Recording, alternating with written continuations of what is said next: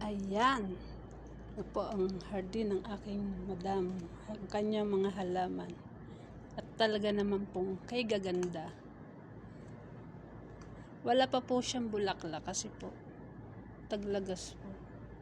Sa gabi po ako nagdidilig para mas maganda ang kalabasan. At kita nyo naman po talaga ikaganda. Buhay na buhay. Ito po. Alaga ko po yan. Alaga ko siya.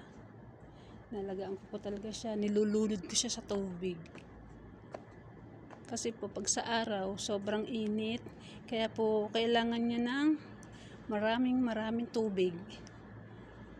Yun po ang dahilan ko kung bakit sa gabi ko siya dinidiligan. Para po mas maganda. Yun po. Ayan ang halaman ng aking madam. Talaga naman pong aking iniingatan. Ito po yung rose. Sa sobrang init po. Ayan. Namatay na siya. Ayan po. Ayan po siya. Ang ganda niya, diba? Sige po. Hanggang dito na lang. Bye-bye. Okay.